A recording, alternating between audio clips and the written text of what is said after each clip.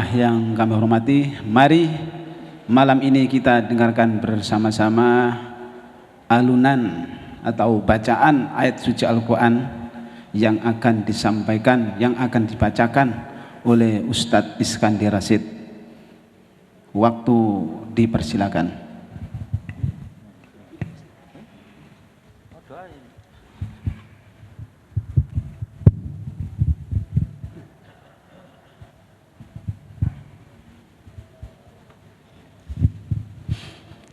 Assalamualaikum warahmatullahi wabarakatuh.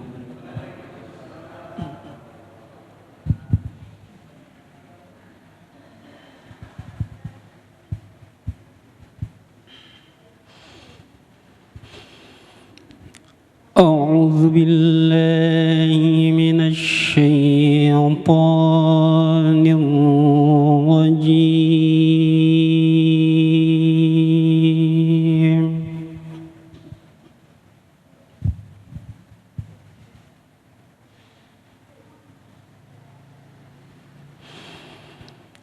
Bismillahirrahmanirrahim.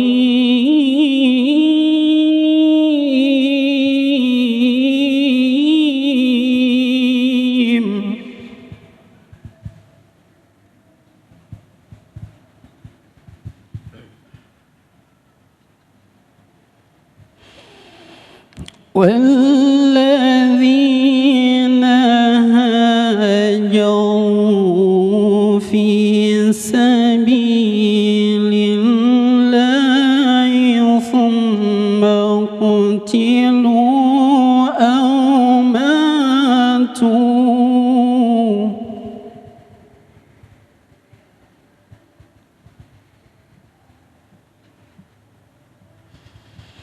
ثم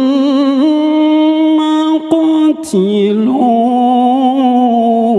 أو ماتوا ليرزقنهم الله رزقا حسنا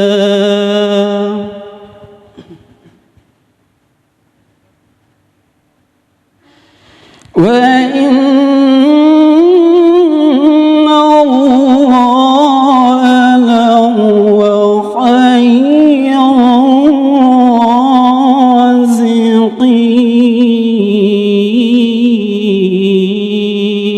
الرازقين.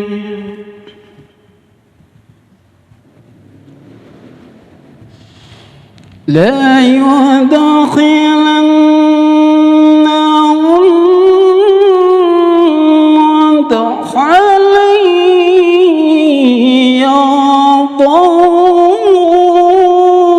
يرضونه وإن الله لعليم حليم.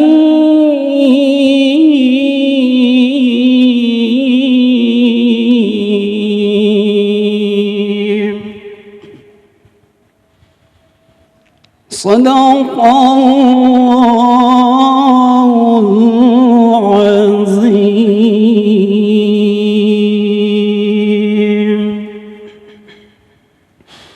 Aku berlindung diri kepada Allah dari godaan syaitan yang terkutuk dengan menyebut nama Allah yang Maha Pemurah lagi Maha Penyayang. Dan orang-orang yang berhijrah di jalan Allah kemudian mereka terbunuh atau mati, sungguh Allah akan memberikan kepada mereka rezeki yang baik berupa syurga, dan sesungguhnya Allah adalah pemberi rezeki yang terbaik. Sungguh Dia Allah pasti akan memasukkan mereka ke tempat syurga yang mereka sukai, dan sesungguhnya Allah Maha Mengetahui, Maha Penyantun. Maha benar Allah atas segala firman-Nya.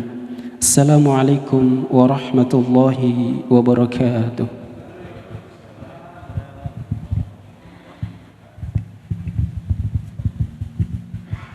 Terima kasih Ustadz Iskandi atas bacaan ayat-ayat Al-Qur'annya. Mudah-mudahan kita semua mendapat pahala bagi yang mendengarkan. Selanjutnya yaitu sambutan Ketua Takmir Masjid Ramadan, kami persilakan.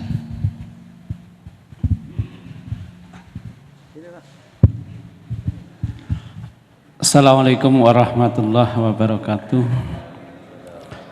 Bismillahirrahmanirrahim. Alhamdulillahirabbil alamin wa bihi nasta'in ala umuri dunya waddin. Wassalatu wassalamu ala nabiyyinal karim sayyidil anbiya'i wal mursalin Muhammadin sallallahu alaihi wasallam wa ala alihi washabihi ajma'in. Amma ba'd. Yang saya muliakan Ustadz Abu Haidar yang malam hari ini akan memberikan tausiah kepada kita dengan tema hidup wajar, tidak ada penyakit menular. Yang saya hormati para pembina dan juga pengawas lembaga takmir Masjid Ramadan, terkhusus kepada seluruh jamaah Bapak Ibu undangan yang hadir di malam hari ini. Mari kita selalu bersyukur kepada Allah, meningkatkan iman dan takwa kita kepada Allah. Bapak Ibu sekalian, dalam rangka memasuki tahun baru ini, kegiatan malam ini merupakan program dari Lembaga Takmir Masjid Ramadan.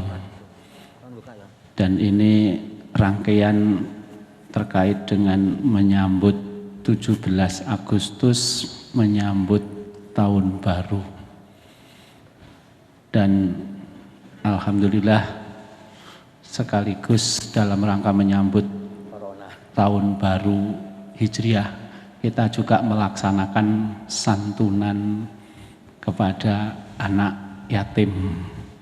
Oleh karena itu, terima kasih tak terhingga kepada Ustadz Fadholi yang telah memandu acara menyambut 17-an zikir dan doa maupun menyambut tahun baru.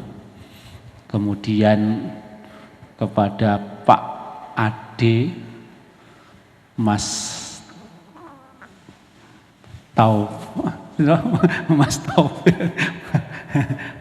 Tufail putra Pak Fadholi, kemudian Mas Edinar, dan Bapak di bidang 3 maupun bidang 1 dari pengurus yang melaksanakan rangkaian kegiatan ini. Bapak Ibu sekalian, perlu kami laporkan terkait dengan santunan anak yatim, dana yang masuk dan sudah tersalurkan Batu, Singosari, Arjowinangun, Pakis atau Tumpang dan sekitarnya, alhamdulillah terkumpul 79.770.000 sudah tersalurkan. Ternyata setelah disalurkan kemarin masih ada amplop yang baru disetor sejumlah 21 amplop. Isinya kami tidak tahu, tapi insya Allah seluruh isi amplop itu akan segera disalurkan kepada anak yatim. Walaupun tidak malam ini, akan segera kami salurkan. Terima kasih kepada Bapak Ibu para donatur dermawan yang membantu mensukseskan acara ini. Dan yang paling istimewa, kami haturkan terima kasih kepada ibu-ibu yang telah menyiapkan konsumsi, waktu, tenaga, menghidangkan. Sekali lagi terima kasih, mudah-mudahan semua tercatat menjadi amal soleh Bapak Ibu sekalian, dan Allah membalasnya dengan balasan yang berlipat ganda. Dan ayatnya tadi sudah dibaca oleh Ustadz Iskandi, mudah-mudahan Allah akan memberikan rezeki surga. Mohon maaf atas semua salah dan khilaf. Mudah-mudahan kita selalu diberikan kesehatan dan tetap semangat memakmurkan masjid. berjihad di jalan Allah, baik dengan harta dan jiwanya. Dengan harta boleh untuk menyambung menyelesaikan bangunan masjid, dengan jiwa juga tetap kita semangat hadir di Masjidil Madun. Saya kira demikian yang bisa kami sampaikan, kurang dan salahnya mohon ditonya dimaafkan. Assalamualaikum warahmatullahi wabarakatuh. Terima kasih kepada Bapak Ketua atas sambutannya. Kemudian acara inti yaitu ceramah. Hal ini akan disampaikan oleh yang terhormat Ustadz Haji Abu Haidar. Namun sebelum Pak Ustadz Abu Haidar menyampaikan ceramahnya, kami di sini selaku pembawa acara, mbok pilih ada kekurangan, kami mohon maaf yang sebesar-besarnya. Dan yang terakhir nanti insya Allah akan ditutup doanya oleh Ustadz Abu Haidar. Demikian. Wassalamualaikum warahmatullahi wabarakatuh. Assalamualaikum warahmatullahi wabarakatuh.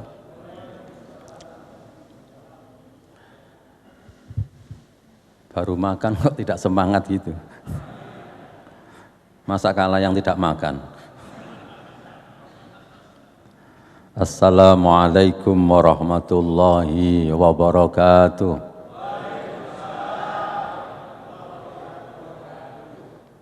Itu tadi yang makannya satu piring. Yang tambah belum dengar ya. Sekali lagi mudah-mudahan kita semua diberi keselamatan oleh Allah. Assalamualaikum warahmatullahi wabarakatuh.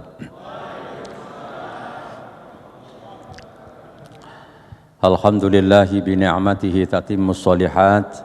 Asyhadu an la ilaha illallah wahdahu la syarikalah wa asyhadu anna Muhammadan abduhu wa rasuluh la nabiyya ba'da. Allahumma salli ala Muhammad wa ala ali Muhammad kama sallaita ala Ibrahim wa ala ali Ibrahim wa barik ala Muhammad wa ala ali Muhammad kama barakta ala Ibrahim wa ala ali Ibrahim fil alamina innaka hamidum majid. Assalamu ala nabi wa rahmatullah wa barakatuh. Assalamu alayna wa ala ibadillahi sholihin. Amma ba'd, ikhwani wa ashabi wa akhwati fillah rahimakumullah. Bapak dan ibu-ibu yang dirahmati Allah Subhanahu wa taala, wabil khusus seluruh pimpinan dan pejabat Lembaga Ketakmiran Masjid Ramadan. Mudah-mudahan semua diberi keberkahan oleh Allah Subhanahu wa taala. Dan yang kami muliakan dan kami hormati para guru besar dan guru kecil yang hadir ya, dan seluruh pejabat, dan saya lihat ini pejabat semua ini. Mudah-mudahan sekali lagi semuanya diberi keberkahan oleh Allah Subhanahu wa taala.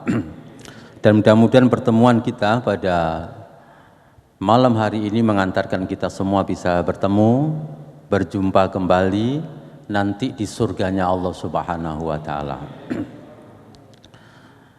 Bapak Ibu yang dirahmati Allah Subhanahu wa taala, jadi malam hari ini kita akan membicarakan 3. Yang pertama tentang corona, yang kedua Muharram, dan yang ketiga merdeka.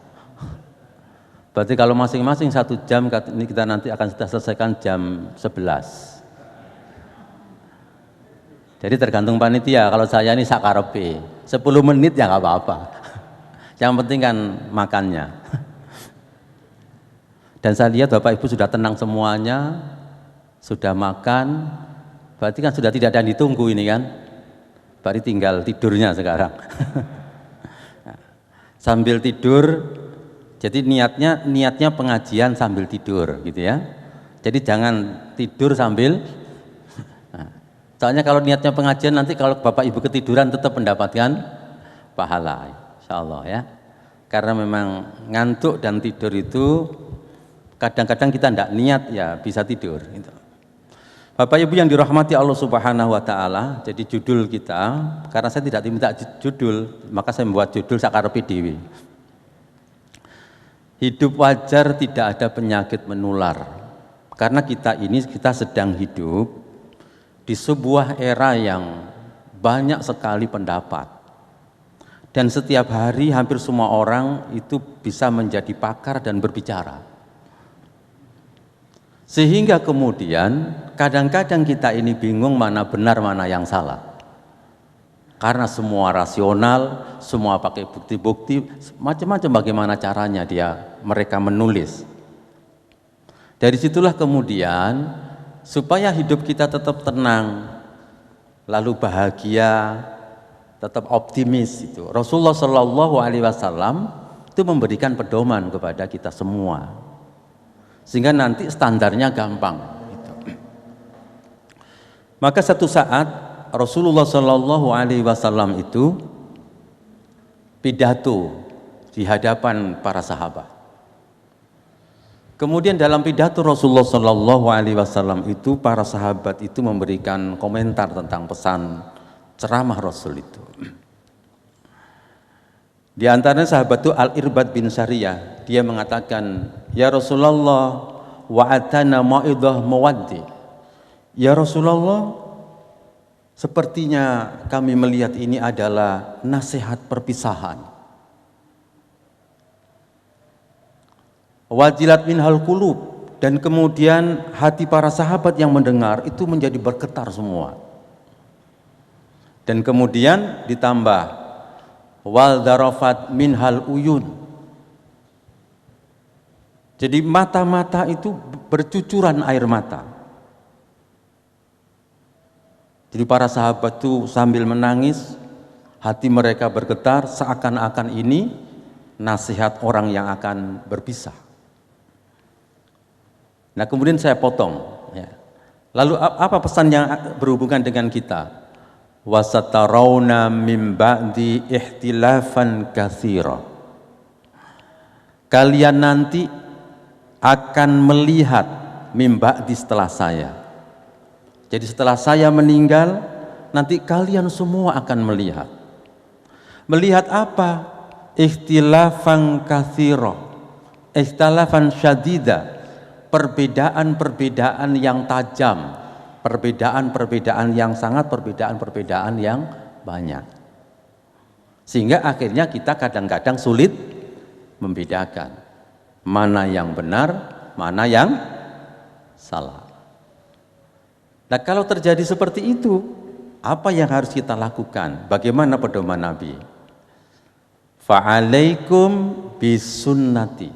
Jadi gampang pedomannya.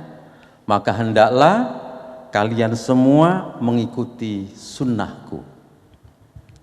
Ketika disebut dengan as-sunnah, Nabi itu artinya 3. Qaulun, perkataan Nabi, wa fi'lun, perbuatan Nabi, wa takrirun, dan ketetapan Nabi atau diamnya Nabi. Jadi perkataan Nabi, perbuatan Nabi, dan diam. Diam itu maksudnya ketika ada seseorang makan sesuatu, lalu kemudian Nabi diam saja, itu berarti boleh. Karena kalau tidak boleh, pasti Nabi mengatakan jangan. Jadi misalnya ketika Nabi disuguhi sebuah makanan, itu ada berambang dan bawangnya. Nabi kemudian tidak makan. Sebagian sahabat itu mengira itu haram. Lalu Nabi memberikan penjelasan. Berambang dan bawang tidak haram, hanya aku tidak suka. Nah, kecuali digandeng sate baru suka. Kayaknya di depan-depan suka juga. Jadi artinya apa Bapak Ibu? Jadi kalau ini sudah ada kata Nabi, maka pasti benar, pasti baik, dan tidak boleh ditolak. Tapi perkataan siapapun itu boleh diterima, boleh ditolak. Kecuali kalau perkataan itu sumbernya 2, berasal dari Allah, kemudian kata Rasulullah, maka itu pasti benar, pasti baik, dan kebenaran mutlak. Jadi artinya apa? Kebenaran mutlak itu atau ilmu yang pasti benar itu hanya dua, yang berasal dari Allah dan berasal dari Rasulullah. Kalau ilmu-ilmu yang lain itu namanya ilmu dhon. Jadi masih bisa benar, masih bisa salah. Jadi itu kata kuncinya. Nah, kemudian yang menjadi judul kita adalah di dalam Sahih Bukhari Rasulullah Shallallahu Alaihi Wasallam kemudian mengatakan la adwa, tidak ada penyakit itu menular. Berarti kalau Nabi sudah mengatakan tidak ada penyakit menular, maka kita harus mengatakan tidak ada penyakit menular. Saya ulang, la adwa, apa tadi artinya? Tidak ada, tapi kok gak wani sampean mau nirukan, tidak ada penyakit menular. Loh yang mantap gitu loh, gak mantap loro nanti sampean. La adwa, tidak ada penyakit menular. Wala tiarota, dan tidak ada ramalan-ramalan. Maksudnya tiaro itu orang-orang dulu, orang-orang jahiliyah itu kalau mau pergi, ini nanti saya bisnis, mau pergi bisnis ini jadi apa enggak, sukses apa tidak, itu dia menerbangkan burung. Kalau burung ini ke kiri berarti nggak jadi berangkat, kalau terbangnya ke kanan jadi berangkat berarti beruntung. Lek sampean biyen ngitung benik, sido enggak gitu ya.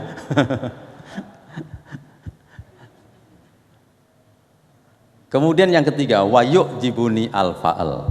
Kata Nabi, sungguh mengagumkan aku. Artinya, sungguh sangat punya pengaruh yang luar biasa, yaitu al-fa'al. Apa al-fa'al? Kata Nabi ketika para sahabat bertanya, wa mal fa'lu, apa al-fa'al itu? Al-kalimah thayyibah, kata-kata yang baik, kata-kata positif, dan kata-kata yang mengandung optimisme, maka itu disebut dengan al-fa'al. Nanti akan kita jelaskan satu persatu. Nah, kenapa Nabi mengatakan la adwa? La adwa dulu. Kenapa Nabi mengatakan tidak ada penyakit menular? Sebabnya apa? Kalau dalam ilmu hadis namanya asbabul wurud atau sababul wurud. Kalau dalam ilmu tafsir, kalau tafsir namanya sababun nuzul atau asbabun nuzul. Kalau hadis namanya asbabul wurud. Yang melandasi peristiwa kenapa Nabi mengatakan tidak ada penyakit menular, karena orang-orang jahiliyah, masyarakat di zaman Nabi itu, semua mereka beranggapan dan punya keyakinan bahwa orang sakit itu karena ditulari oleh yang lain. Mendengung ya, tak duduk di sini aja, kayaknya nggak boleh berdiri saya ini. Kalau berdiri bengung.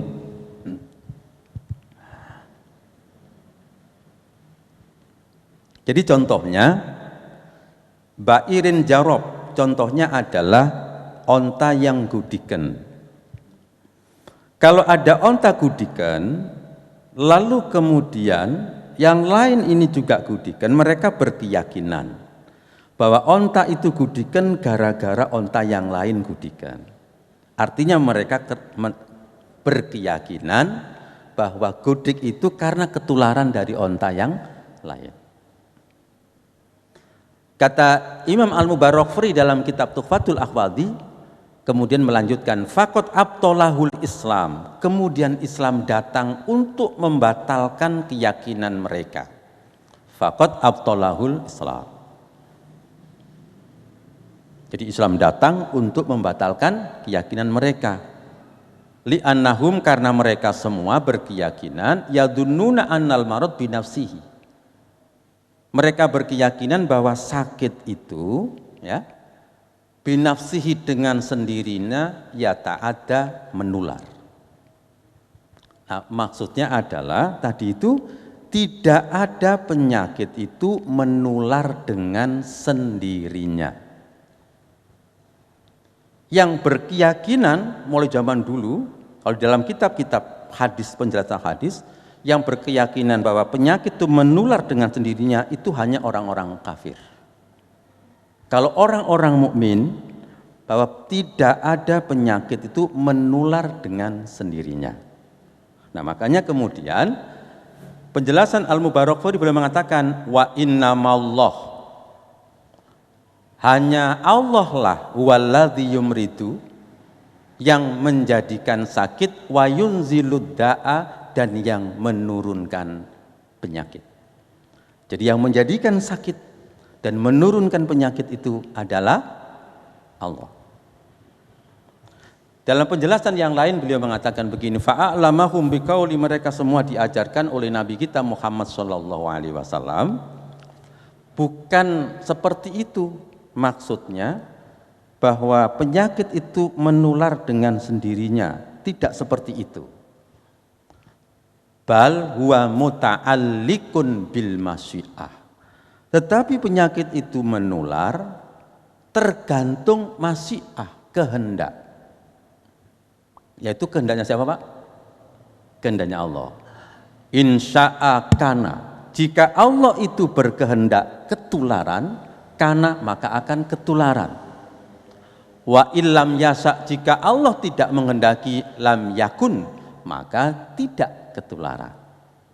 Berarti sekarang kesimpulannya adalah bahwa tidak ada penyakit itu menular dengan sendirinya.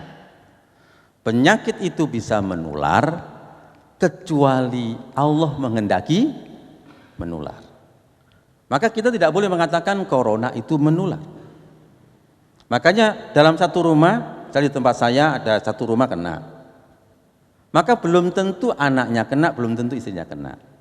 Jadi yang membantu, banyak membantu tidak kena, yang tidak banyak membantu malah yang positif, kan gitu.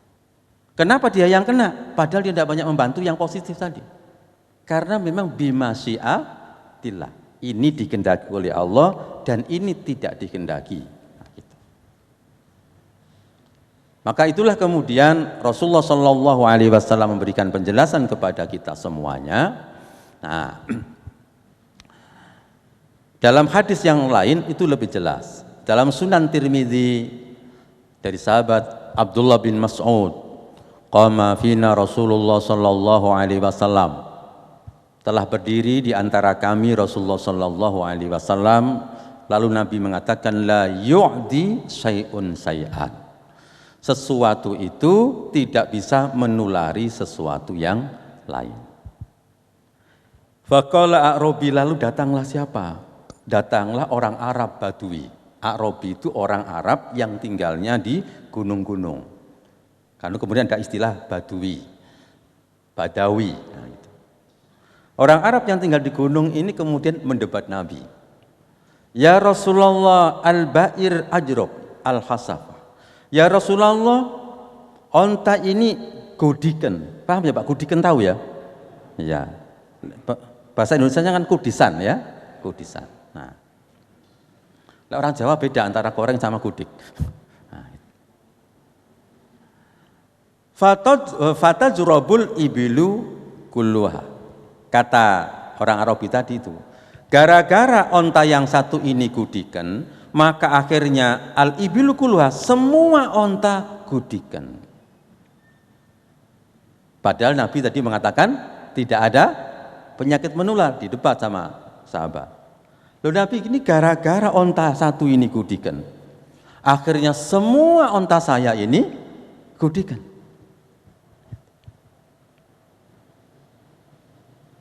Coba berarti, lalu apa jawaban Nabi? Lalu Nabi bertanya, faman ajrabul awal, yang warna biru itu.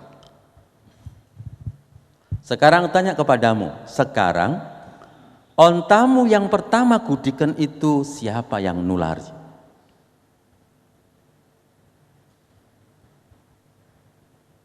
Ontamu yang pertama gudikan itu siapa yang nulari? Kemudian Nabi melanjutkan, la adwa, tidak ada penyakit itu menular.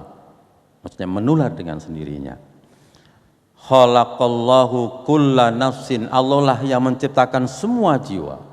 Maksudnya virus-virus semua penyakit itu adalah Allah yang menciptakannya.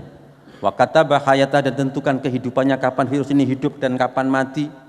Wa rizqaha, dan rezekinya virus itu pun juga semua Allah yang menentukannya. Jadi itu keyakinan seorang mukmin. Maka mulai sekarang, jadi Bapak Ibu cara bersikap bagaimana gitu. Karena sekarang saya melihat orang itu saling suudzon. Oh, jangan-jangan corona dia. Akhirnya kita ketakutan. Jadi ada orang batuk siji dikatakan corona, ada bersin dikit corona, batuk corona gitu. Akhirnya kita suudzon. Maka Nabi kemudian memberikan pedoman kepada kita. Nah, gitu. Bagaimana menghadapi itu semua? Maka kata Nabi sekarang, maka sebarkan al-fa'l. Sebarkan kata-kata yang positif, kalimat-kalimat thayyibah. Jadi kalau oh ibu batuk ya, ya enggak apa-apa Bu. Mudah-mudahan ibu sehat, diberi keberkahan sehat, mudah-mudahan Allah memberikan jenengan sehat seger waras begitu. Jadi kita keyakinan dalam hati apa tadi? Tidak ada penyakit menular dengan sendiri, kita doakan. Jadi ketemu orang sedang sakit, kita doakan, ya mudah-mudahan sehat. Jadi kita mulai sebarkan kata-kata yang baik-baik. Mudah-mudahan selamat, mudah-mudahan Anda bahagia, mudah-mudahan selamat dunia akhirat. Ya enggak apa-apa Bu, mudah-mudahan nanti husnul khotimah misalnya. Jadi kita sebarkan yang baik-baik. Jangan sampai kemudian, duh hati-hati sampean, kemarin tuh tonggoku gak suwe. Jadi gitu. Ya kok sampean gini yang saleh lho ngono. Waduh, jadi orang itu akhirnya iya, lorone gara-gara kata-kata kita itu. Jadi itu al-fa'al. Contohnya para ulama memberikan penjelasan. Apa al-fa'al itu? Contohnya adalah misalnya qasdi tafa'ul katolibi dholatin ya wajid. Memberikan optimisme kepada orang, perasaan optimis, semangat. Misalnya apa? Katolibi dholatin, seperti orang yang mencari barangnya yang hilang, ya wajid. Maksudnya mudah-mudahan barangmu ketemu. Nah, gitu. Ketika tajir ya rozak, maksudnya mudah-mudahan Allah memberikan rezeki kepadamu. Ketika kita ketemu musafir ya salim, mudah-mudahan selamat. Nah, ketika kharijil hajatin, orang keluar untuk memenuhi kebutuhannya, ya najih, hai orang yang sukses. Kalau kaghazin, orang yang berperang, ya mansur, mudah-mudahan kamu ditolong oleh Allah. Jadi artinya bahwa mulai sekarang kita ucapkan saja ketemu orang itu kata-kata yang bagus-bagus saja. Cuma kadang-kadang kita ini kalau sumbernya dari barat, kita ini manut. Jadi ini dari Kanjeng Nabi yang pasti benar, tidak pernah salah. Pasti baik. Dan kita tidak pernah rugi. Coba kita lihat saja kalau ada dua anak, kemudian kita katakan satu, mau kemana? Ya semoga kamu selamat ya. Yang satu kita katakan, wis moga-moga ndang ditubruk montor. Kira-kira sing sumpek yang mana itu? Pasti yang kita katakan semoga-moga ditubruk montor. Ah, itu penting. Gitu.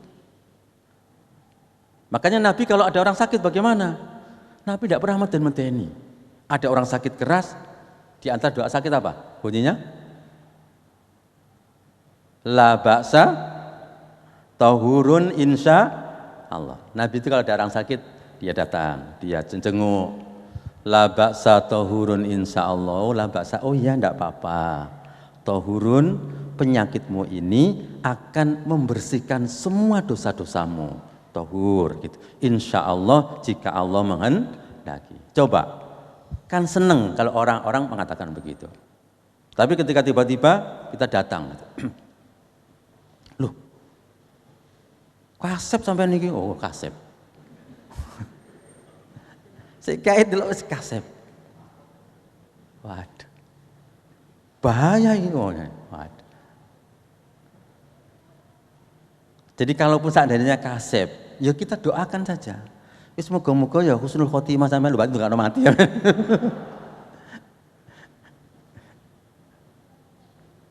Nah kata Imam Al-Qurtubi begini, jadi kalau kata-kata bagus itu kata-kata baik itu menjadikan seseorang itu husnudzon kepada Allah. Kalau mudah-mudahan sehat, akhirnya dia husnudzon, mudah-mudahan Allah memberikan kesehatan. Jadi itu pengaruhnya. Akhirnya seseorang itu wa yuhsinudzon billah, selalu dia husnudzon kepada Allah. Nah, makanya Bapak Ibu itu penting sekali husnudzon kepada Allah. Karena kalau Bapak Ibu nanti suudzon, maka kembalinya adalah suudzon. Kalau husnudzon, kembalinya husnudzon. Maka di dalam agama kita itu tidak boleh mencela masa. Iki lo gara-gara corona iki, nah gitu. Akhirnya dagang aku sepi gitu. Mbok iku mang sedina udan tok, akhir gak ana wong metu blas, gak payu blas gitu. Kok panas ya ngono? Kok panas tok iki, waduh akhirnya wong gak gelem metu. Jadi orang mencela masa. Itu dilarang. Karena mencela masa itu sama dengan mencela yang membuat masa.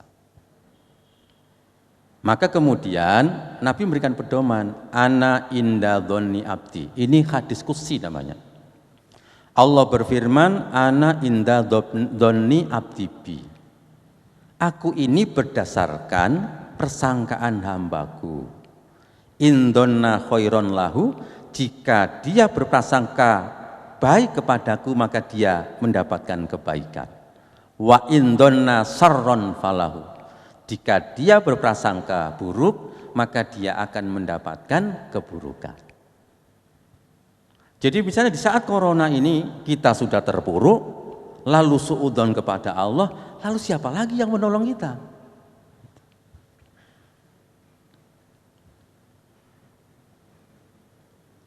Nah, maka kemudian ini penting bagi kita semua. Bagaimana kita menghadapi musibah itu? Maka pedomannya adalah musibah itu adalah rahmah. Musibah adalah rahmat. Jadi apapun musibah yang menimpa kita itu adalah rahmat. Kita harus senang, harus bahagia karena itu rahmat dari Allah Subhanahu wa taala. Kenapa? Karena semua yang menimpa kita itu, Bapak Ibu, itu pasti terjadi karena izin Allah. Makanya dalam perang Uhud, ketika kaum muslimin itu kalah, kemudian kaum muslimin banyak yang meninggal, orang kafir menang, yang meninggal sedikit. Lalu orang-orang tua yang pendapatnya itu berbeda dengan pendapat anak-anak muda yang mayoritas, itu memang Muhammad dan anak-anak muda itu tidak manut sama kita-kita ini. Sekarang dalam perang Uhud itu kan begini, rapatnya itu anak-anak muda punya pendapat keluar dari kota Madinah. Yang tua yang pernah ikut perang Badar inginnya bertahan di kota Madinah, tidak perlu keluar. Biar musuh yang masuk, bukan kita yang keluar. Lah Nabi itu punya pendapat seperti yang tua. Ingin bertahan di Madinah. Tapi suara mayoritas mengendaki keluar. Akhirnya Nabi ikut yang mayoritas. Nah kemudian kalah dalam perang itu. Nah karena kalah ya biasa yang pendapatnya tadi ngilokno itu. Lalu Nabi mendapatkan firman Allah, diturunkan wahyu, lai yusib, katakan kepada orang-orang itu, wahai Muhammad, lai yusibana, tidak akan ada musibah yang menimpa kami, menimpa kita, illa ma kataballahu lana, kecuali apa yang sudah ditulis oleh Allah, sudah ditetapkan oleh Allah.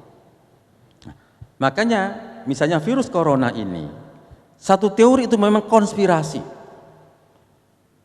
yang satu mungkin tidak, memang murni dari Allah misalnya. Bisa saja terjadi dua-duanya. Jadi baik konspirasi atau karena Allah, maka karena ini sudah terjadi, maka itu pasti sudah dikehendaki oleh Allah. Nah itu caranya. Jadi maka kita tidak boleh menyalahkan siapapun, oh gara-gara sampean, gara-gara ini gitu. Tidak boleh ada gara-gara. Makanya kita disuruh mengatakan qadarullah. Ini semua takdir dari Allah Subhanahu wa taala. Nah, ketika terjadi konspirasi pun bagaimana sikapnya? Orang Islam juga sudah diberi sikap, suruh tenang. Dua senjatanya, ya. Oh tadi yang belum ini ya. Dah, ini yang tadi saya sampaikan. At-Taubah 51, la yusibana illa ma kataballahu lana. Apa saja musibah yang menimpa kita semua sudah dicatat oleh Allah. Nah, kemudian bagaimana menghadapi kalau itu misalnya konspirasi? Nah, maka dalam kehidupan itu pasti kita akan menghadapinya. Seperti ini, Allah gambarkan dalam Ali Imran 120. In tamsaskum hasanah, jika engkau ditimpa kebaikan, mendapatkan musibah kebaikan-kebaikan. Jadi musibah itu ada dua ya, musibah kebaikan, musibah keburukan. Jika kalian mendapatkan musibah kebaikan-kebaikan, tasukhum, mereka tidak suka kepadamu. Wa in tusibkum sayyi'atun, jika engkau ditimpa keburukan-keburukan, yafrahu biha, mereka senang dan bergembira. Bapak Ibu pasti mengalami seperti ini. Kita semua pernah mengalami. Kita ini mendapatkan kenikmatan yang enak, orang tidak suka. Kita menderita, orang suka. Kadang-kadang kita ini terjadi kecelakaan, malah orang mengatakan, jarno wis cek dirasakno dewe. Jadi gitu. Kadang ada begitu memang dalam kehidupan.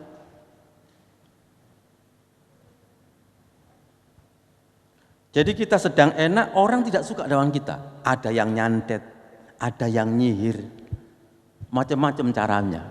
Ada yang menyebarkan gosip. Cara menghadapi seperti itu bagaimana supaya kita tenang? Maka diberi senjata dua. Wa in tasbiru, jika kamu sabar. Wa tattaqu, dan kamu bertakwa kepada Allah. Kalau dalam bahasa saya, kamu mengikuti protokol syariat. Yaitu mengerjakan perintah, meninggalkan larangan. Apa fasilitasnya? La yadurrukum kaiduhum syai'a. Maka kaiduhum, tipu daya mereka itu syai'an sedikit pun, la yadurrukum, tidak membahayakan kalian.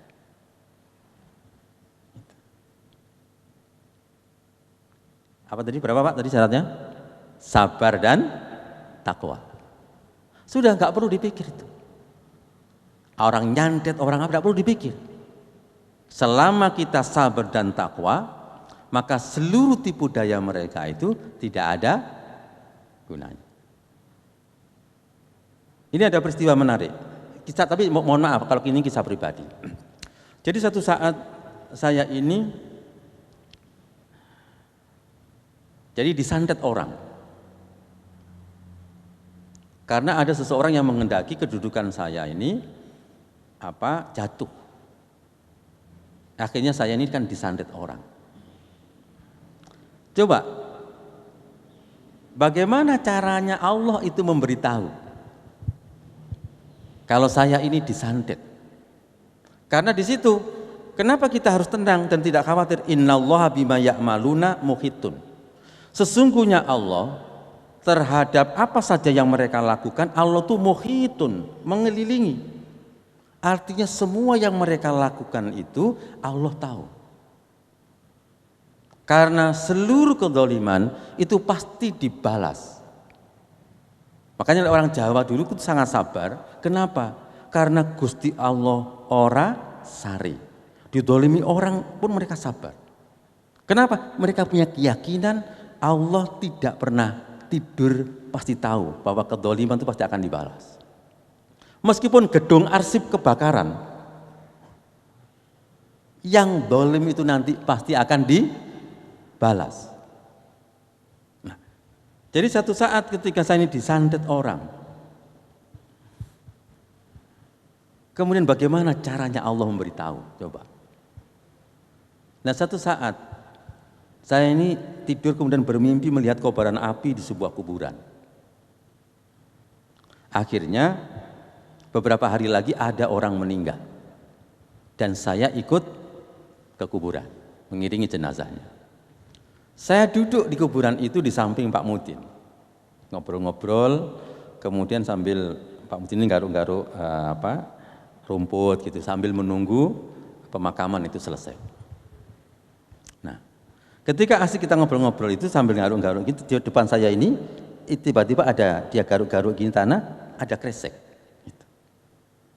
Loh kok kresek? Dilihat, loh kok ada telurnya? Gitu. Coba Pak Mutin tak lihat, saya lihat telur itu. Dan kemudian ada kurang lebih 6 atau 5 telur. Masing-masing telur itu ada namanya. Dan salah satu telur itu adalah nama saya, yang lainnya adalah nama teman-teman saya yang setuju dengan pemikirannya dengan saya. Jadi pertanyaannya begini, siapa yang menjadikan saya dari rumah datang ke kuburan lalu duduknya kok di pas ada kresek itu? Itulah yang disebut dengan innallaha bima ya'maluna muhitun. Tidak cukup itu, Pak. Lalu Allah menunjukkan lagi, kalau di kantor itu dipasang jimat. Ketika saya sedang rapat begini, kemudian tiba-tiba ada das suara asbes internet ini. Seakan-akan ada kerikil yang jatuh. Nah kita kan kaget. Saya guyon saja, kayak santet itu. Jadi orang-orang ini ya tertawa. Ayo Ustaz, sama Ustaz naik. Dilihat apa itu. Barangkali ada apa yang jatuh supaya tidak bocor. Nah ternyata kemudian setelah dilihat di atas itu ternyata di atas kantor itu di apa bahasa Jawa apa kudo-kudo apa namanya ya? Apa? Ya. Kemudian itu ternyata dipasang jimat. Loh kok ada ini gini-gini? Ambil gitu. Jadi isinya jimat-jimat, ada bunga, kemudian ada tanah. Jadi, kata orang-orang itu namanya tanah kuburan atau apa. Jadi pertanyaannya begini, siapa yang menjadikan? Lalu kita bisa tahu itu, karena ada sesuatu yang jatuh tadi. Lah siapa yang menjatuhkan itu? Kan begitu. Itulah innallaha bima ya'maluna muhit. Makanya kaum muslimin itu, kalaupun ini rekayasa orang kafir, sebenarnya kita itu tidak perlu pusing dengan itu. Selama kaum muslimin sabar dan dekat dengan Allah. Karena apa? Menangnya orang Islam itu bukan karena hebatnya senjata, bukan karena sedikitnya pasukan, tetapi menangnya kaum muslimin itu karena pertolongan Allah. Makanya dalam perang-perang kaum muslimin itu jumlahnya sedikit bisa mengalahkan yang besar. Kenapa? Karena mereka dekat dengan Allah, dan Allah itu punya senjata yang lebih dahsyat dibanding yang dipunyai orang-orang kafir. Allah itu punya air. Kalau orang Amerika datang ke sini membawa senjatanya melalui laut, tiba-tiba Allah mengendaki laut dinaikkan dikit sudah nggak bisa apa-apa. Allah punya bledek, Allah punya kilat, Allah punya angin. Yang kita semua sudah tahu, ketika Allah menggunakan angin lalu orang tidak bisa apa-apa. Bahkan menggunakan virus saja, betapa banyak orang kemudian berkelimpangan, bisnisnya hancur. Itulah kekuatan Allah Subhanahu wa ta'ala. Nah dari situlah hadirin rahimakumullah, kalau orang Islam bagaimana? Nah maka Bapak Ibu, kalau ada wabah itu bagaimana sikapnya? Nah kita harus bergembira. Kenapa? Karena Nabi mengatakan fatta'un syahadatun li ummati. Penyakit ta'un atau wabah itu adalah menjadikan umatku ini mendapatkan pahala mati syahid. Jadi kalau bapak-bapak dan ibu-ibu meninggal di saat wabah ini, mati syahid itu pahalanya. Jadi itu bukan kehinaan. Paham ya? Jadi bukan apa? Bukan kehinaan. Kalau sakit saja bagaimana? Kalau sakit saja dosanya bapak ibu diampuni semua. Warahmatun dan rahmat. Nah, tapi kalau yang meninggal itu orang kafir, orang-orang yang zalim, waridsun alal kafiri, siksa bagi orang-orang kafir. Jadi orang-orang kafir yang meninggal karena wabah ini itu adalah merupakan siksa bagi mereka, dan nanti di akhirat itu mendapatkan siksa lebih dahsyat lagi. Tapi kalau orang Islam apa tadi? Rahmat, dan matinya seperti mati syahid gitu. Loh, maka tenang saja gitu. Karena ini harus menyenangkan kita. Cuma bagaimana kemudian kalau kepingin urip?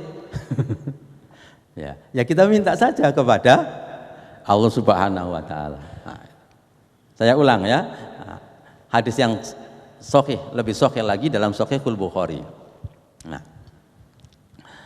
annahu kana, ketika ditanya Nabi apa sih taun atau wabah itu, ditanya istrinya Ibunda Aisyah radhiyallahu anha, Nabi mengatakan annahu kana adzaban yab'asuhullahu ala mayyasa, bahwa taun atau wabah ini adalah azab yang diutus oleh Allah ala mayyasa, akan menimpa orang yang dikehendaki. Makanya kalau Bapak Ibu tanya, sampai kapan ini? Sampai Allah menyelesaikan urusannya. Kira-kira sapa ini Ramadan piro dikehendaki selesai gitu ya. Sampai selesai, semua selesai, ya sudah selesai. Jangan dilihat virus, dilihat pusing, setiap hari memang ada virus. Di mana-mana ada virus. Jadi sampai selesai. Kemudian faja'allahu rahmatan lil mu'minin, maka Allah menjadikan wabah ini rahmat bagi orang-orang yang beriman. Cuma tetap ada syaratnya di situ. Mati syahid tadi ada syaratnya. Pertama apa? Fayam kusufi balati sobiron. Kalau tertimpa di Masjid Ramadan daerah sini, berarti dia tetap sabar di sini, tidak kemana-mana, sabar. Layusibahu, kemudian ada keyakinan tidak kena musibah illa makataballahu, kecuali itu karena memang takdir dari Allah. Syaratnya dua, keyakinan ini takdir dari Allah, memang takdir Allah. Yang kedua sabar, kana lahu mislu ajris syahid, dia mendapatkan pahala seperti matinya orang mati syahid. Makanya orang-orang dulu itu di saat taun ini banyak orang tuh berdoa kepingin mati. Gitu. Kita saja yang nggak berani, termasuk saya nggak minta. Maka jangan heran nanti kalau banyak orang-orang soleh meninggal di saat wabah. Jadi itu memang Allah Subhanahu wa taala itu menghendaki. Makanya ketika Amr bin As memerintahkan physical distancing itu dalam bahasa sekarang, coba banyak orang ngutip hadisnya ini nggak lengkap, dikutip hanya separuh. Gitu. Lalu dia merintahkan semua berpisah, berpencar-pencar. Gitu. Tapi sahabat Surahbil bin Hasanah mengatakan, ini sohibtu, aku ini sudah lama berteman bersahabat dengan Rasulullah. Amr itu adallu min khimari Ali, dia lebih sesat daripada keledainya, keledai keluarganya. Au jamali ahli, itu ungkapannya. Maksudnya ijtihadnya Amr itu kurang tepat. Gitu. Bahwa taun ini adalah rahmatu rabbikum, rahmat dari Tuhan kalian. Wa da'watun nabiyikum, doanya nabi kalian. Wa mautus solihin qablakum, dan matinya orang-orang soleh sebelum kalian. Jadi pasti banyak, kalau namanya wabah itu pasti banyak yang meninggal. Kalau sedikit yang meninggal namanya bukan wabah. Kalau para dokter itu pusing, iya memang sejak zaman dulu tuh bikin pusing. Makanya Imam Syafi'i itu mengatakan yang bikin pusing dokter itu 3. Pertama itu penyakit taun, yang wabah, yang kedua penyakit tua, yang ketiga adalah penyakit bodoh. Repot obati ini. Akhirnya apa? Kata apa? Kata Surahbil, sudah kalian jangan terpencal, fastami'u, kumpullah kalian semua. Wala tafarraqu, jangan pisah-pisah, jangan pakai physical distancing. Lalu gubernurnya Amr bin As tadi mendengar. Fasami'a dzalika Amr bin As. Faqala, tapi dia mengatakan apa? Shadaqah. Surahbil itu benar. Makanya kemudian muncul di masjid-masjid itu, sofnya ada yang rapat, ada yang jarang. Berarti yang jarang ikut Amr bin As, yang kerap ikut Surahbil. Ini gitu. Akhirnya saya di Palapa karena banyak dokternya ya. Orang minta jarang-jarang, Iyan, kalau saya sih pakai prinsip madhabnya tidak ada penyakit menular. Karena di masjid itu adalah kita mentaati protokol syariat, pasti dilindungi oleh Allah. Tapi kalau di luar silahkan pakai physical distancing. Tapi kalau di masjid, karena ini sudah dilindungi oleh Allah, maka insya Allah tidak masalah. Jadi maka di beberapa masjid, kalau di Ahmad Yani itu mulai dulu sampai sekarang ya karpetnya nggak pernah dilepas.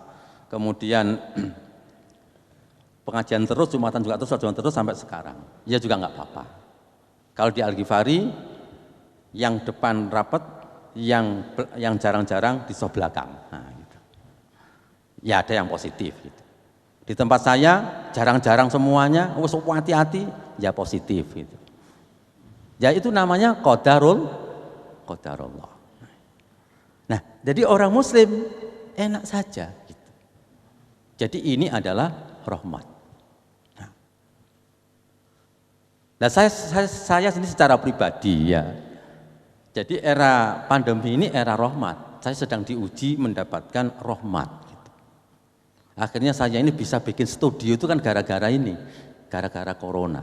Sehingga saya cerita termasuk di YouTube saya bilang bahwa ini hidup saya yang paling bahagia di era corona ini. Kenapa? Karena saya tidak pernah keluar rumah, makanan datang sendiri, uang datang sendiri. Anak dan istri saya kumpul. Gitu. Lalu saya bisa bikin studio yang anggarannya habis 100 juta lebih. Yang begitu masuk awal lockdown itu gak duit-duit, saldonya kosong, kemudian malah bisa bikin studio. Gitu.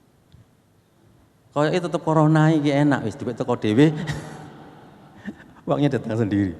Gitu. Makanya kalau Ramadan mau bikin streaming ya sediakan anggaran 150 juta baru bagus itu. Kalau mau elek-elekan kayak begini ya nggak apa-apa. 50 cukup. Saya kangennya lah, biasa lah. Juga nggak sombong gitu ya. Saya ini sombong mesti ditegur sama Allah Ta'ala. Gitu. Karena awal-awal saya ini punya laptop itu kan pertama kali punya Mac itu ya rotok sombongnya titik. Akhirnya di Ramadan ini meledos, kobong gitu. Akhirnya saya ini begini, mungkin awakmu iki laptop itu kono wonge sombong. Ya apa lagi ini rasakno kan, mungkin gitu. Mungkin Allah ngomong begitu. Akhirnya saya ya sebanyak berdoa, banyak beristighfar, alhamdulillah. Kemudian diganti sama orang, sing jelek diambil dia, saya dibelikan yang baru. Nah, itu. Maka sekarang tidak berani sombong, saya nanti ditegur sama Allah Ta'ala. Nah, selanjutnya apa Bapak Ibu? Yang lebih menenangkan lagi itu begini. Nah inilah. Mayusibul mu'min min wasobin wala nasobin. Bapak Ibu ya, ibu-ibu yang suka masak capek. Bapak-bapak bekerja capek. Sakomin sakit, hazanin sumpek. Mikir no anak, mikir no apa. Kalau itu menimpa kita, semuanya itu kufiro bihi min sayiatihi. Itu menjadikan dosanya Bapak Ibu itu ditutupi semua sama Allah. Gitu. Enak sudah kalau sabar itu. Dosa kita ditutupi.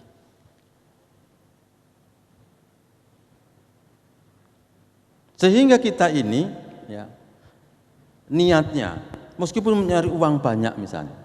Kan kenapa saya ini bersyukur sekali di era lockdown ini kalau saya ingin ketemu anak saya, karena anak saya di sekolahnya ada di Bandung, di Klaten, di Jogja. Kalau mau ketemu biaya, gitu. Kadang sebulan sekali, kadang 2 bulan sekali, ketemunya sebentar. Nah sekarang bendino ketemu soalnya online. Tapi saya tidak pernah pikir kalau biaya apa, tidak pernah berpikir. Karena saya niatnya kalau menyekolahkan anak itu sodako. Ketika sekarang zamannya orang meskipun saya tidak punya uang banyak, zamannya orang minta diskon karena online. Anak-anak tidak pergi ke sana. Saya bilang kepada saya, jangan minta diskon. Itu sudah kasihan guru dan dosen itu pekerjaannya banyak. Karena kita niatnya apa? Memuliakan. Sudah ini niatnya investasi, sodako.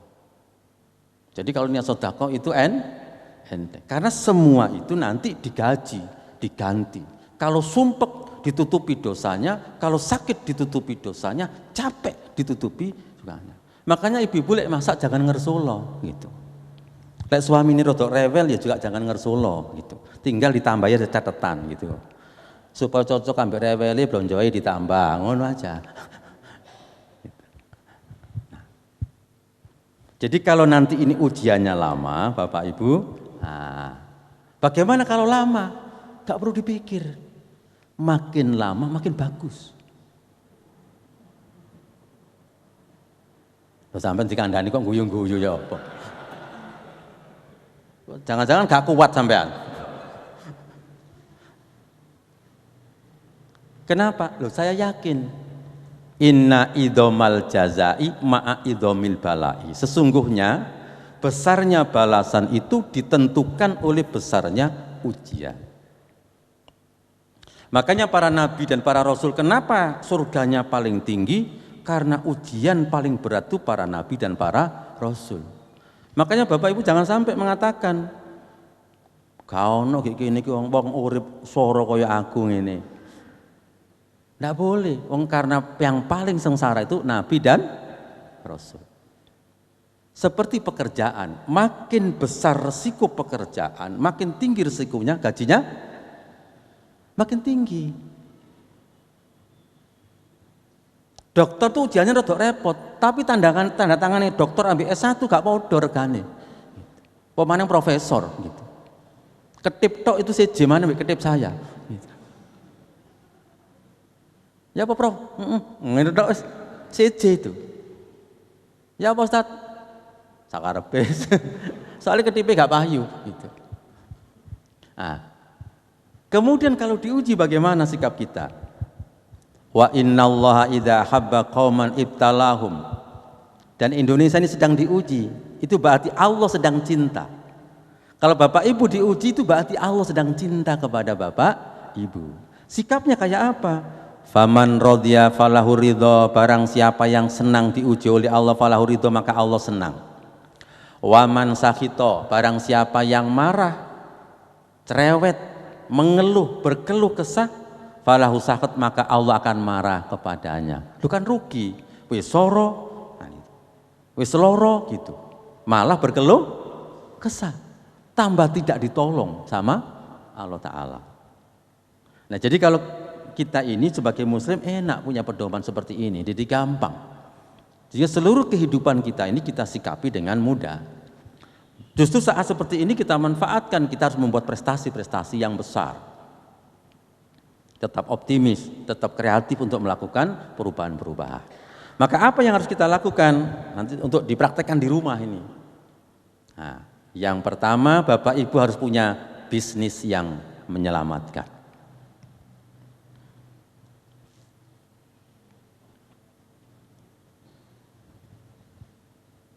Ketika Bapak Ibu sudah dapat uang banyak, kedudukan tinggi sudah didapatkan, beberapa kesenangan sudah kita nikmati, yang kita cari terakhir apa? Selamat. Dan ini kuncinya, kita harus punya bisnis yang menyelamatkan. Kenapa disebut bisnis atau perdagangan? Karena memang Allah menyebutkan begitu. Kita lihat ya, ada 3. Ya ayyuhalladzina amanu hal adullukum ala tijarah. Hai orang-orang yang beriman, maukah kalian aku tunjukkan kepada kalian tijarah, perdagangan atau bisnis. Yang bisnis perdagangan ini tunjikum bisa menyelamatkan kalian min adzabin alim, dari azab yang pedih. Jadi bisnis yang menyelamatkan ada 3. Tu'minuna billah, yang pertama engkau beriman kepada Allah. Wa rasulihi, dan beriman kepada Rasulnya. Dan yang ketiga watujahiduna fi sabilillah, engkau berjihad di jalan Allah dengan harta kalian. Wa anfusikum, baru jiwa. Jadi harta dulu baru jiwa. Berarti 3, imanlah pada Allah, Rasulullah, lalu gunakan uang yang kita punya ini untuk menegakkan agama Allah. Berarti kalau bangun masjid Ramadannya sudah selesai, setelah itu ada program yang lain. Bagaimana mengislamkan orang-orang Islam itu supaya keimanannya lebih baik. Itu kita gunakan harta kita untuk tegaknya agama Allah. Makanya Tidak ada dalam Al-Quran itu menjadikan kaum muslimin suruh miskin, tidak ada. Yang ada disuruh zakat.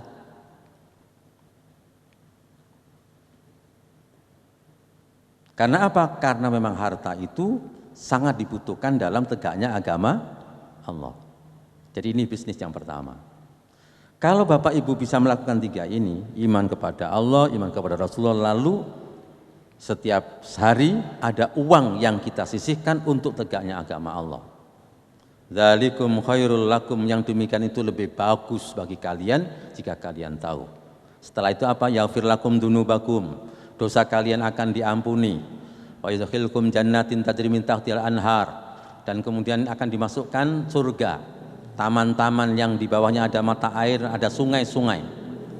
Wa masakin thayyibah, dan akan diberi rumah-rumah tempat tinggal yang baik-baik. Nanti bisa teruskan sendiri. Nah, yang pertama. Yang kedua, Bapak Ibu harus punya bisnis yang tidak akan rugi. Sebentar ya, saya tak minum kopi ini. Lama tidak minum kopi ini. Sudah dingin ini. Tak apa-apa. Biar suaranya tidak habis. Masih 1 jam ini.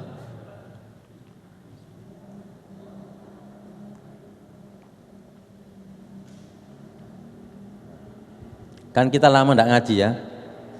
Sekalian ini wis, mumpung ketemu.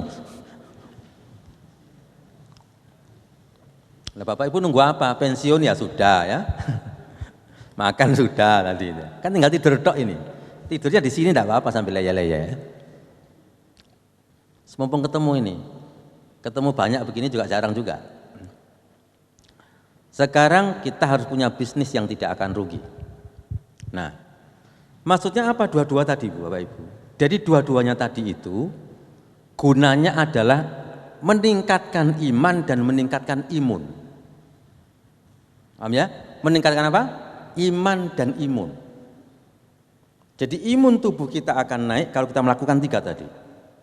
Iman kita juga akan naik. Jadi pokoknya protokol syariat itu sudah diciptakan oleh Allah paling sempurna. Dan yang paling mengetahui tentang tubuh kita ini harus melakukan apa, itu hanya Allah yang membuat tubuh kita. Jadi kalau Bapak Ibu melakukan ini nanti, 3 ini, 3 yang terakhir sama 3 yang pertama, nanti kita ada 6. Pasti iman kita akan naik, imun kita akan naik. Asal sesuai dengan SOP syariatnya. Nah, yang ketiga, yang kedua, bisnis yang tidak rugi itu apa? Innalladzina yatluna kitaballah. Sesungguhnya orang-orang yang membaca kitab Allah. Berarti sekarang membaca kitab Allah pertama. Wa aqamus shalah, yang kedua mendirikan salat dengan sempurna. Yang ketiga wa anfaqu mimma razaqnahum. Orang yang berinfak. Nah, sama dengan tadi ya, berinfak. Cuma ini ada tambahan, siron boleh rahasia, wa alaniyatan boleh terang-terangan. Saya nyumbang Ramadan 20 juta boleh terang-terangan. Atau rahasia, Pak tolong ini Pak, langsung Pak Heri, Pak ini 50 juta. Bilang aja hamba Allah, nah, rahasia, enggak apa-apa. Atau langsung dimasukkan kotak di sini. Makanya di beberapa masjid saya sarankan kotak itu jangan kecil bolongannya. Supaya apa? Dapatnya banyak. Karena kenapa di kotak itu sedikit dapatnya? Karena orang-orang itu memasukkan banyak nggak bisa. Bolongan ini repot. Sakjane kepingin amal akeh sak amplop iki dilebokno sakjane. Coba berhubung bolongane cilik. Gedekno ilang dari ngomong.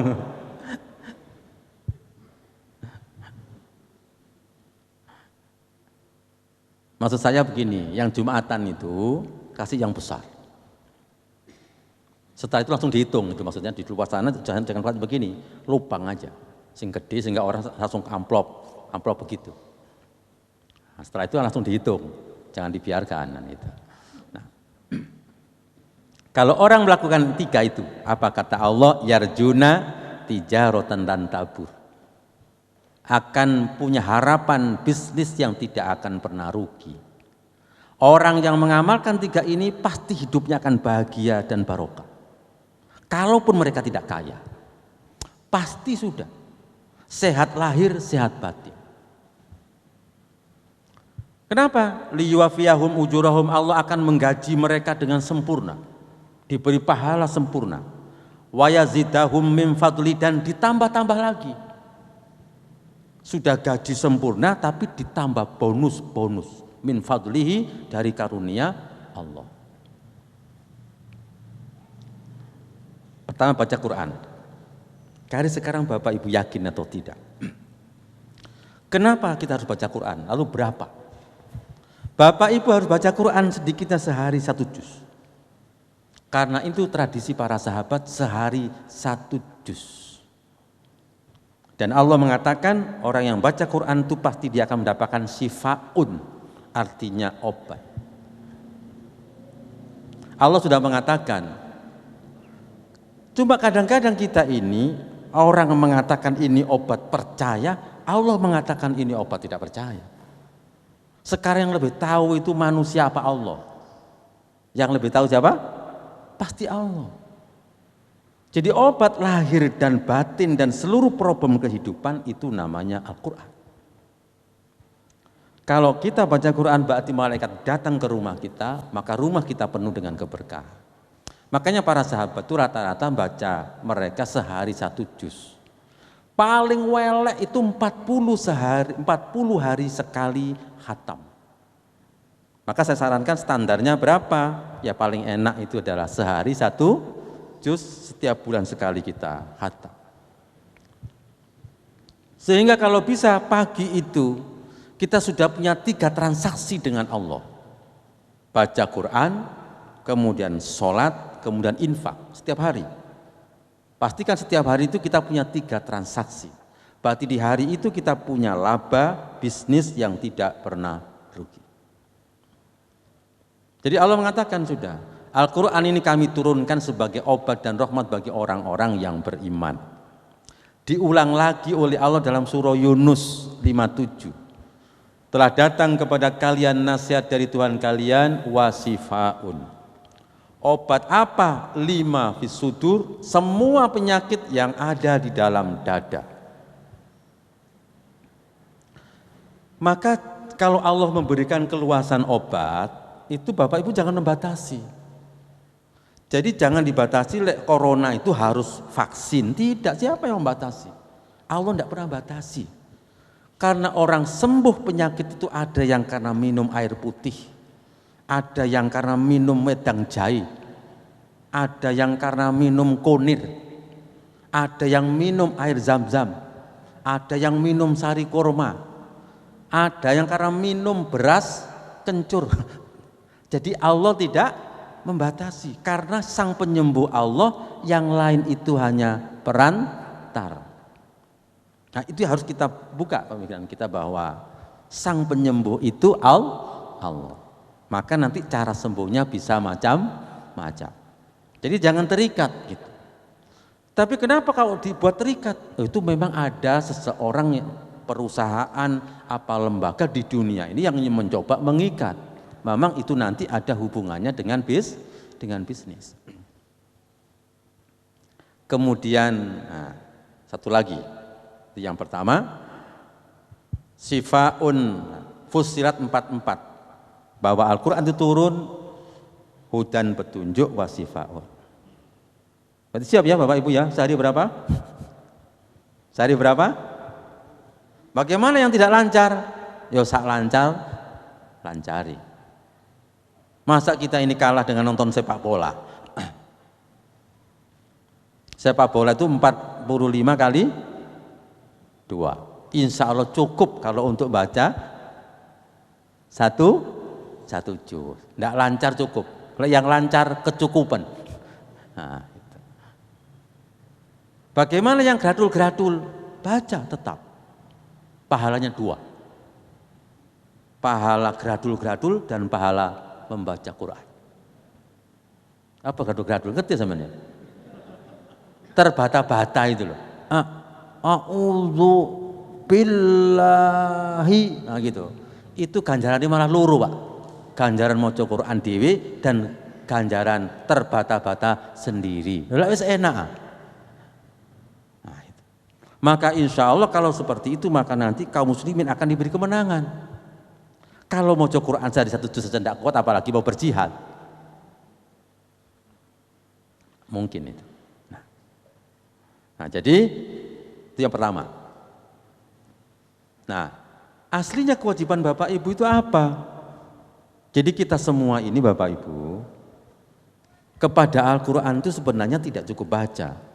Maka kemerdekaan ini sebenarnya harus kita isi dengan 5M ini.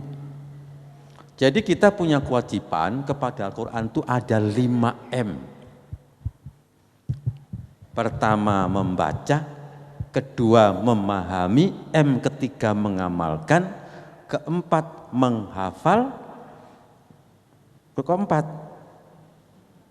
Loh yang di situ. Wah kurang ini, hilang tadi. Karena tadi mindahnya salah. Yang 5 adalah memperjuangkan. Jadi kita punya kewajiban 5M. Membaca, memahami, mengamalkan, menghafal, memperjuangkan. Sampai nanti kita mendapatkan kemerdekaan yang sejati, yaitu kemenangan. Maksudnya apa? Bapak Ibu harus membaca 30 juz, memahami 30 juz, mengamalkan 30 juz, menghafal tidak wajib, fardu kifayah. Nah, gitu. 30 juz. Dan yang keempat memperjuangkan 30 juz sampai kita nanti diberi kemenangan oleh Allah. Itu baru merdeka. Kapan Bapak Ibu merdeka dan kita semua merdeka? Ketika kaum muslimin ingin mengamalkan Al-Quran, ayat mana saja, tidak ada yang menghalanginya, baru kita menang, baru kita merdeka. Itulah kemudian kenapa Nabi itu hijrah ke Madinah. Ini singkat hijrah ini ya, berarti kurang hijrah. Kenapa hijrah? Untuk mencari tempat supaya Nabi bisa menerapkan Al-Quran 30 juz. Nabi bisa Jumatan, kemudian sampai bisa menerapkan hukum-hukum semuanya itu di Madinah. Karena ada tempat dan ada pendukung. Nah, kita berada di mana? Kita tidak perlu hijrah, tetap di Indonesia. NKRI harga mati, Al-Quran 30 juz diterapkan. Nah, itu baru namanya merdeka. Supaya tahu bahwa perjuangan kita masih panjang. Berarti kalau kita belum bisa menerapkan 30 juz, berarti kita semua masih kalah. Nabi dulu hanya membutuhkan waktu 23 tahun bisa menerapkan Al-Quran 30 juz. Nabi Muhammad presidennya. Kenapa Nabi Muhammad mau menjadi presiden? Karena memang diperintahkan oleh Allah supaya bisa menerapkan Al-Quran 30 juz. Makanya kalau dari Ramadan ini nanti nyalonkan presiden, insya Allah kita dukung supaya bisa mengamalkan Al-Quran 30 juz. Siapa Prof? Sanggup Pak?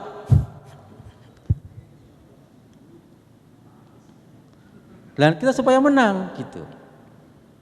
Saya ini cuma mengingatkan Bapak Ibu aja. Coba. Doanya Bapak Ibu kan ini toh. Yang zikir pagi dan sore kan mesti sering baca ini. Rabbana wa la tuhammilna ma la taqata lana bi wa'fu anna wa'fir lana.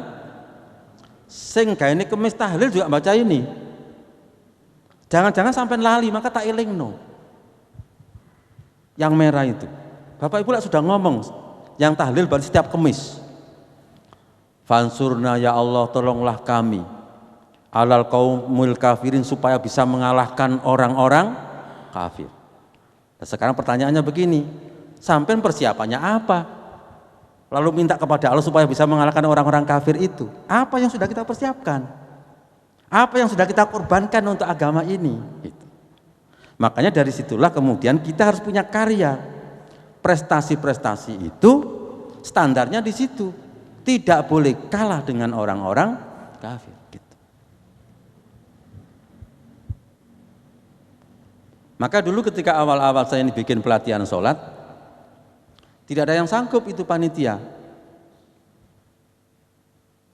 Karena ditanya berapa pesertanya? Minimal 2.000. Terus dananya ya kita cari. Gitu.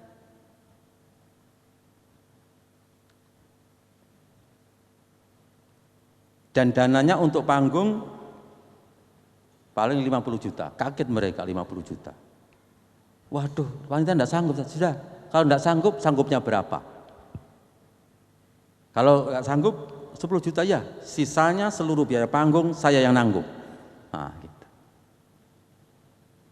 Dan alhamdulillah acara bisa. Memang kita inginnya apa? Karena kita niatnya fansurna alal qaumil kafirin. Ini pengajian tidak boleh kalah dengan konser musik. Maka saya sewakan, kalau konser-konser musik yang ada itu sewa layarnya 3x8, saya sewa 4x10 meter. Pakai TV LED, hingga sewanya layar itu 40 juta. Kita bikin acara di Samanta Krida Brawijaya. Dan alhamdulillah bisa berjalan 5 kali. Dan alhamdulillah, karena kita niatnya seperti itu, maka ditolong oleh Allah Subhanahu wa Ta'ala. Jadi maka kita harus buat prestasi-prestasi itu seperti itu. Nah, ketika lockdown juga begitu, lockdown semua orang streaming. Saya sejak dulu tidak suka, saya kepingin suka memang langsung. Lalu sebagian kawan-kawan, Ustaz bikin streaming. Saya lihat streaming itu. Tapi kok begini ya streaming nggak ada yang bagus. Tapi punyanya orang kafir-kafir itu kok bagus semua. Tapi saya tidak punya uang.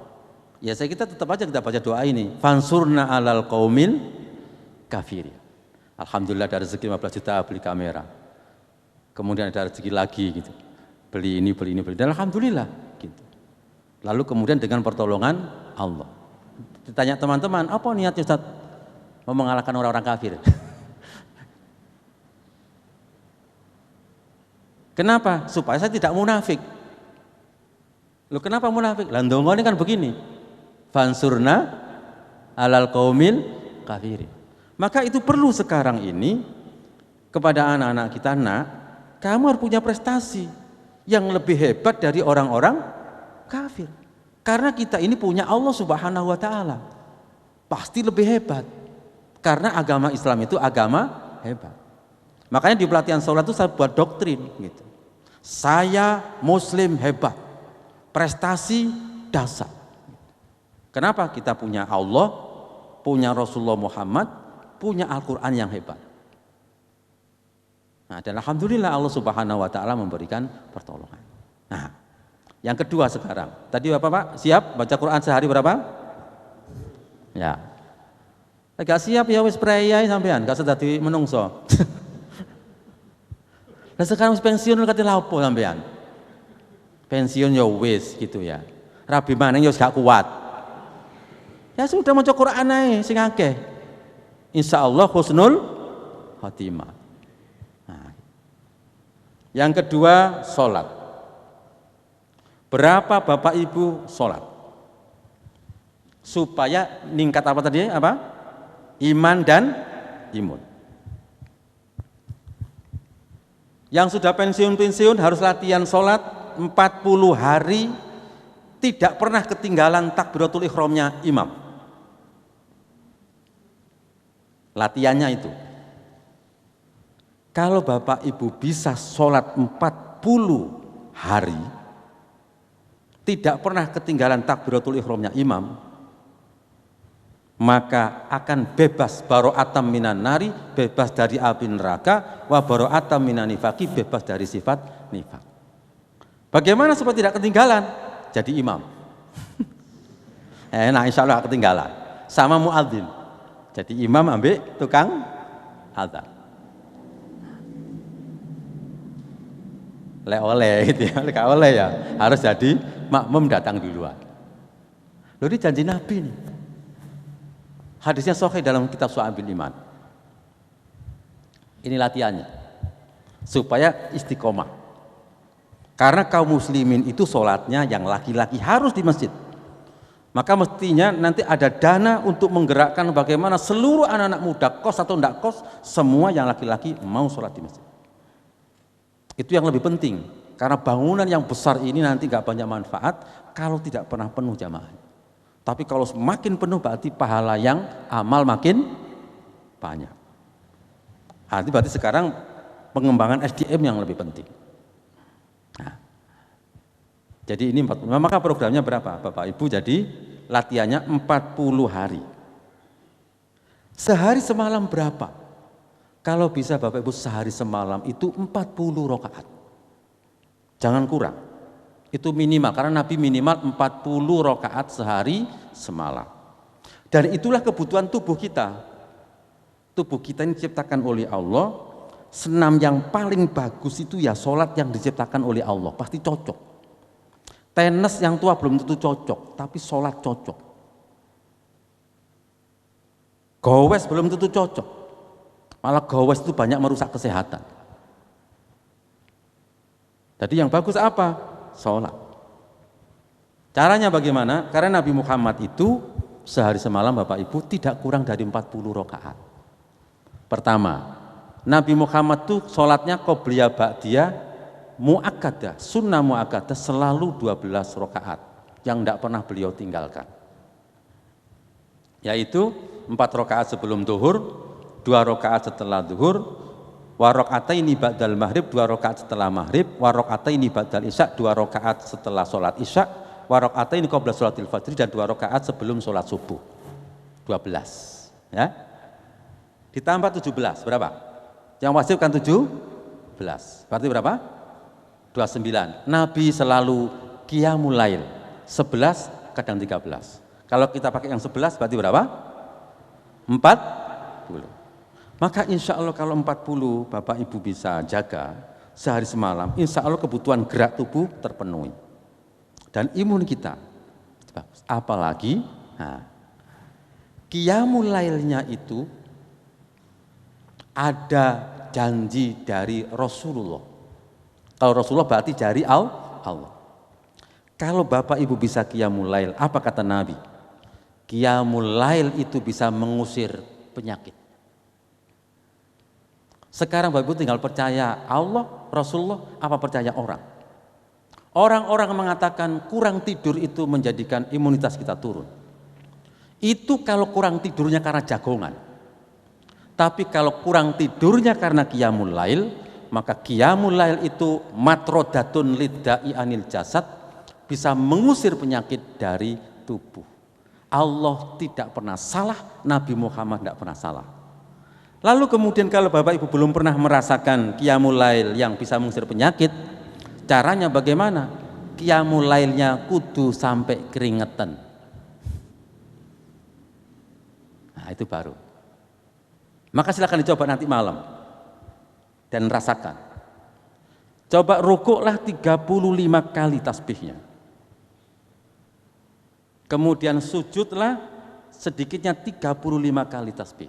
Tapi pastikan nanti gerakan rukuk dan gerakan sujudnya benar. Loh kenapa kok ini hanya sekedar untuk latihan? Kenapa? Karena Nabi itu kalau berdiri sholat membaca 100 ayat, maka lama rukuknya Nabi hampir sama dengan lamanya membaca 100 ayat. Kalau Nabi itu sujud dalam qiyamul lail, lama sujudnya hampir sama dengan lama membaca 100 ayat. Tadi itu hanya latihan. Rukuk berapa kali tadi? 35. Sujud berapa? 35. Nah, caranya begini. Jadi kalau Bapak Ibu itu rukuk seperti ini, nah begini rukuk ya. Nah. Nanti kepalanya di sini. Tarik ke depan seakan-akan ini ada tampar, ditarik begini, tapi punggungnya tetap lurus. Sampai seluruh otot-otot di sini akan ditarik semua. Maka insya Allah nanti varises akan sembuh, prostat akan sembuh, kemudian kelainan-kelainan dalam pencernaan kita insya Allah akan disembuhkan oleh Allah, osteoporosis insya Allah akan sembuh, dan kemudian loro-loro geger insya Allah akan disembuhkan oleh Allah Subhanahu Wa Taala. Tapi syaratnya harus rukuk ini sambil ditarik ke depan, seakan-akan ini ditarik tampar gitu ya. Karena Nabi menggambarkannya, rukuknya Nabi itu digambarkan oleh para sahabat, definisinya begini. Nabi kalau rukuk itu seperti pohon, lalu kita pegang ujungnya, kemudian kita cuklek, ngerti cuklek apa ya? Cuklek, klek gitu. Kemudian ditarik pohonnya ini. Seperti itu rukuknya Nabi. Tetapi gak doyong, tetapi seperti ini. Nah, lurus gini ya, Berapa derajat ini? Nah, gitu. Seperti itu. Nah, jadi kalau orang qiyamul lail itu, jadi makanya orang kurang tidur itu dilihat dulu kurang tidurnya. Apalagi kalau tidurnya itu mengikuti Rasulullah begini, hendaklah engkau tidur setelah sholat isya, dan hukumnya makruh jagongan setelah sholat isya itu dibenci. Jadi kalau kita tidak punya pekerjaan penting langsung tidur. Maka tidur lebih awal, kemudian Nabi itu bangunnya awal, jam 1 udah bangun, jam 2 bangun gitu. Sehingga qiyamul lail Nabi itu paling sedikit 3 jam. Nabi. Dan Nabi orang paling sehat. Coba, baru diperintahkan perang itu umur 54. Kita kan baru pensiun. Nabi baru berjihad. Harus naik kuda, pegang pedang, kemudian panah, dan disuruh nikah lagi umur segitu itu, harus melayani 9 istri. Sampai gak ngerasakno rek asam urat wis kuat, boyok wis linu, dengkule wis kotekan. Tapi Nabi Muhammad, dan Nabi Muhammad tidak pernah sakit, maka disitulah dasarnya. Jadi qiyamul lail itu apa? Kata Nabi, da'bus solihina qablakum, kebiasaan orang-orang soleh sebelum kalian. Qurbatun ilallah, menjadikan dekat kepada Allah, wa manhatun anil ismi, bisa mencegah perbuatan dosa, wa takfirun lisayyi'at, dan menutupi keburukan. Terakhir, ini mengusir penyakit. Nah, yang terakhir, karena saya lihat Bapak Ibu sudah mulai leye-leye kabeh, jadi wis. Saya sudah mulai semangat karena kena kopi ini tadi. Sekarang yang terakhir apa? Infak. Nah, sama ya, kita lihat. Bagaimana kata Nabi? Hasinu amwalakum bizakah. Jagalah harta kalian dengan zakat. Wadawu mardakum bisadaqah. Dan obati sakit kalian dengan sedekah. Allah tuh memberikan alternatif. Jadi obat penyakit itu tidak harus obat, sedekah juga menjadi obat. Betapa banyak orang sakit jantung gak jadi operasi gara-gara sedekah. Wastaqbilu amwajat al-bala bidu'a, dan songsonglah datangnya bala itu dengan doa, sehingga akhirnya dengan doa akhirnya balanya menjadi hilang.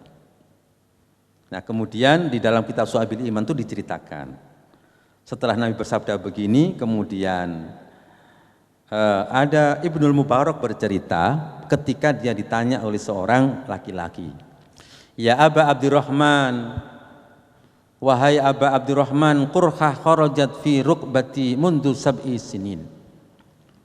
Borok, ngerti borok ya Pak ya? Ya, borok sakit darah keluar di lututku ini mundu sab'i sinin, sudah 7 tahun. Wa qad alatu bi anwa'il ilat, sudah aku obati dengan berbagai macam obat. Wa sa'altu al-atibba, dan aku sudah bertanya kepada beberapa dokter. Falan antafi'u bihi, dan aku tidak mendapatkan manfaat sama sekali. Pancet lorone. Dokter dia wis mari gak waras. Apa kata Ibnul Mubarak? Idhab, kamu pergi, fandur maudhi'an, kamu cari tempat, lihatlah tempat, yahtajun nas ilal ma', yang orang-orang itu butuh air di sana. Fahfur hunaka bi'ron, lalu galilah sumur di sana.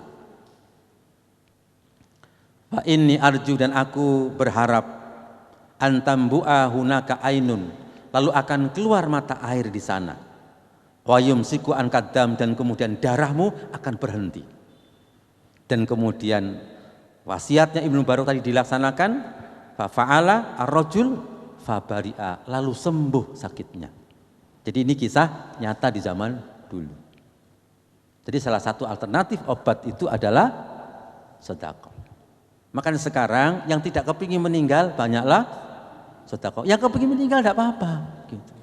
Ya Allah, ini saatnya mati syahid, ya Allah berilah saya rahmat supaya saya meninggal, udah apa-apa. Dulu saat ta'un seperti ini ada seorang sahabat namanya Mu'ad bin Jabal. Itu doa kepada Allah. Ya Allah, berikan rahmatmu kepadaku dan sebagian keluargaku. Akhirnya beliau sakit dan anaknya juga sakit dan meninggal. Nah, itu. Makanya dalam peperangan juga begitu, para sahabat dalam peperangan itu juga ada yang minta meninggal, ada yang minta menang. Jadi yang satu minta menang, yang satu minta meninggal. Sehingga seorang sahabat yang satu minta menang diberi kemenangan. Yang satu minta meninggal, malah mintanya begini. Ya Allah, berikan saya dalam kemenangan ini mati syahid. Dan datangkan kepada saya musuh yang paling kuat, lalu aku berperang kepadanya. Dan kemudian dia merobek-robek telingaku dan hidungku. Sehingga nanti ketika engkau bertanya kepadaku, kemana hidung dan telingamu? Maka aku akan menjawab, aku persembahkan untuk engkau dan Rasulmu. Dan kemudian dia meninggal persis seperti permintaannya. Jadi hidung dan telinganya itu dicincang, dirobek-robek oleh musuh yang besar. Jadi saya kira cukup ini Bapak Ibu yang dirahmati Allah Subhanahu wa taala. Jadi bisnisnya ada berapa tadi? 3 yang terakhir ya. Jadi baca Quran sehari berapa? 1 juz. Yang kedua latihan sholat yang laki-laki 40 hari berjamaah, tidak pernah putus, ditambah sehari semalam, tidak kurang dari 40 rakaat. Dan terakhir adalah sedekah kalau bisa setiap hari sesuai dengan kemampuannya masing-masing. Memang sebagian riwayat yang bagus sebelum terbitnya matahari, itu setiap hari malaikat itu turun 2. Yang satu kalau kita berinfak, Allahumma ati munfikon kholafan, ya Allah berilah yang infak ini gantinya. Ketika Bapak Ibu tidak berinfak, didoakan malaikat yang satunya, ya Allah, Allahumma ati mumsikan talafan. Ya Allah, orang yang nggak mau sedekah yang medit ini berilah kebinasaan. Nah, gitu. Jadi yang paling bagus sebelum terbit matahari itu sedekahnya. Nah, saya kira cukup. Mudah-mudahan ini bermanfaat bagi kita semuanya. Mudah-mudahan Allah memberikan rezeki bisa mengamalkan semuanya. Dan mudah-mudahan kita semua bisa bersahabat, bertemu nanti di surganya Allah Subhanahu wa taala. A'udzubillahi minasyaitonirrajim. Bismillahirrahmanirrahim. Alhamdulillahirabbil alamin. Allahumma shalli ala Muhammad wa ala ali Muhammad kama shallaita ala Ibrahim wa ala ali Ibrahim wa barik ala Muhammad wa ala ali Muhammad kama barakta ala Ibrahim wa ala ali Ibrahim fil alamin innaka Hamidum Majid. Rabbana dhalamna anfusana wa illam taghfir lana wa tarhamna lanakunanna minal khasirin. Rabbana hab lana min azwajina wa dhurriyyatina qurrata a'yun waj'alna lil muttaqina imama. Rabbana la tu'akhidna in nasina aw akhtana rabbana wa la tahmil 'alaina isran kama hamaltahu 'alal ladzina min qablina. Rabbana wa la tuhammilna ma la taqata lana bi wa'fu 'anna waghfir lana warhamna anta maulana fansurna 'alal qaumil kafirin. Rabbana atina fid dunya hasanah wa fil akhirati hasanah wa qina adzaban nar. Allahumma inna nas'aluka ridhaka wal jannah wa na'udzubika min sakhatika wan nar. Allahumma shalli ala Muhammad wa ala ali Muhammad kama shallaita ala Ibrahim wa ala ali Ibrahim wa barik ala Muhammad wa ala ali Muhammad kama barakta ala Ibrahim wa ala ali Ibrahim fil alamin innaka Hamidum Majid. Mohon maaf kurang lebihnya. Hadanallahu wa iyyakum ajma'in. Assalamualaikum warahmatullahi wabarakatuh.